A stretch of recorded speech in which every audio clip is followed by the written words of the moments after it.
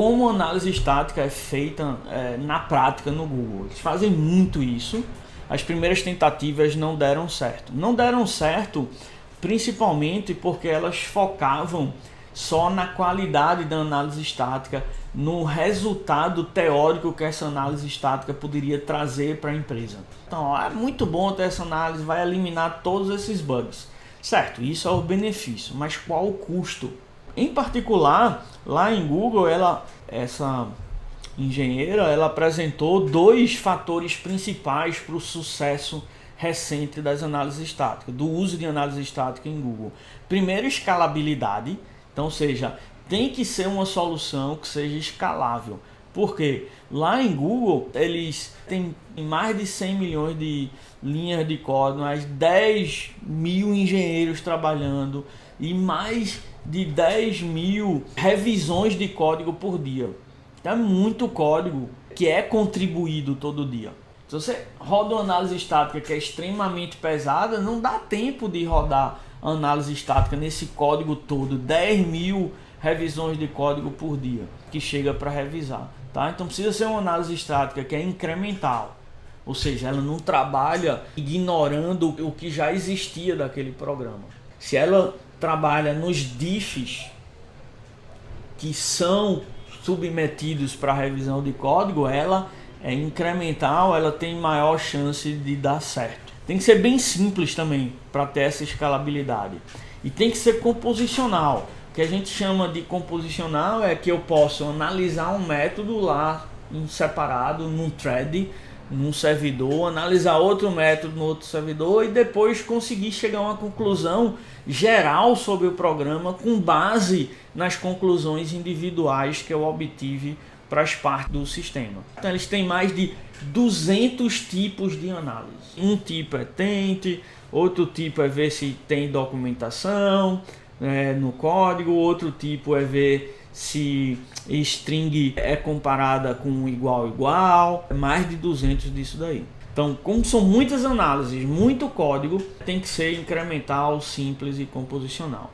Essa foi a primeira lição que ela passou nessa apresentação. Se você quer usar isso na prática, você tem que entender as necessidades de escalabilidade da sua empresa, senão não vai funcionar. O benefício pode ser muito grande, mas se o custo também é muito grande, tem forças negativas que são desvantagens de usar aquilo, mesmo de benefício for grande, os desenvolvedores podem ficar receosos em usar. E o outro ponto que ela fala é usabilidade. Então é preciso que a análise rode e tenha uma interface que seja bem usável para os desenvolvedores. O que é que ela quer dizer com isso? Então basicamente o que ela fala é que os desenvolvedores eles podem ficar meio de saco cheio se toda hora chegar para ele: eita, esse seu código está com tal problema, corrija isso. Daqui a 10 minutos, eita, esse seu código está com tal problema, corrija isso. Por mais que sejam problemas que tenham que ser corrigidos, né, tem um custo em corrigir.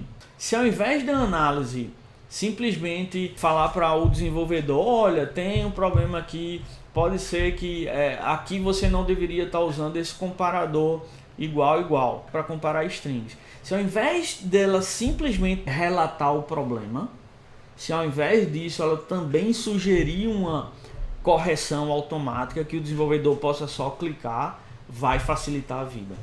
Então antes eles tinham análises que não tinham essas correções automáticas e pouca gente usava. Hoje em dia, com essa possibilidade de correção automática, bem mais gente usa. Um outro ponto importante que ela fala em termos de usabilidade é que isso tem que estar integrado na revisão de código. As sugestões de melhoria, as correções, os possíveis problemas, tem que estar integrado na revisão de código. Então antigamente eles faziam o seguinte: à noite rodava todas as análises em todo o código novo que tinha sido contribuído naquele dia. Aí no outro dia de manhã o desenvolvedor chegava lá com um monte de reclamação no e-mail dele. Isso daí é uma possibilidade, mas pode encher o saco do cara. Antes eles faziam também o seguinte: rodava as análises no final do dia e preenchia lá um banco de dados com os bugs, com os problemas detectados. Mas o desenvolvedor não tinha saco de ir lá no banco de dados. Então não adiantava nada, pouco usável.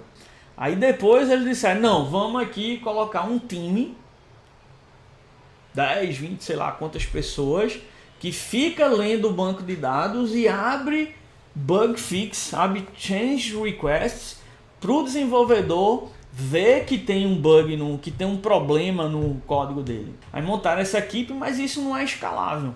Então, ao invés dessas tentativas anteriores, o que eles fazem hoje em dia é anexa isso à revisão de código. O que é que isso significa? Quando o cara submete o seu código para ser revisado, a ferramenta já analisa o código e já faz uma revisão inicial, dizendo, olha, seu código tem esse problema, como está mostrado aqui nesse slide. Então isso aqui é a ferramenta de revisão de código deles. A figura não está tão boa, mas vocês podem ver aí, tem um link para a apresentação no YouTube, certo? Então aqui a gente vê que o primeiro comentário é dizendo, eita, esse método não tem Javadoc. Aí tem um please fix lá, e tem também um not useful, que vocês podem ver aí do lado direito. O que é isso? É para o desenvolvedor mandar um recado para a equipe que escreve análise estática dizendo que essa análise não está ajudando muito ele, que ela está dando ou muito falso positivo, está dando muito falso positivo, coisas que não são úteis ou que são erradas. Daqui a pouco a gente vai discutir melhor isso. Aqui no segundo caso é a comparação de string, ela dizendo que seria melhor comparar com equals. Aí tem o please fix, tem o not useful também. Então é esse tipo de ideia que representa o que eu falei, que é integrar o resultado da análise na revisão de código. Na própria revisão de código já tem isso daí. E outra coisa que eles tentaram fazer com aquela ideia do not useful é reduzir a quantidade de falso positivo. Então lá eles adotam uma ideia de falso positivo, seria o quê? Seria a análise indica algum problema que não existe. Ela acha que existe, como a gente já viu, ela é conservadora, as análises estáticas são conservadoras. Então ela sugere, olha, tem um problema aqui, tem um vazamento aqui. Aí o desenvolvedor vai lá, investe um tempo analisando aquilo e chega à conclusão que não tem. Isso é chato, é perda de tempo. Normalmente é um problema. Então o not useful ali sinaliza para a equipe que, olha, essa análise está errando muito. Mas pode ser também esse not useful que a análise até acertou, tem o potencial de vazamento naquele ponto, mas aquele vazamento não é tão crítico, então aí o cara pode clicar no not useful também. A noção estrita de falso positivo é a ferramenta reportou algo que não é um problema, nesse caso daí da gente. Mas eles estendem isso para a noção do falso positivo percebido aí, né, do sentimento do desenvolvedor, se aquilo é um falso positivo. O sentimento corresponde a não só quando é um falso positivo de fato tradicional, mas pode até ser um true positive, mas é uma coisa que vai agregar pouco corrigir aquilo. Pode até ser um problema, mas que agrega pouco. Então eles marcam isso como falso positivo também.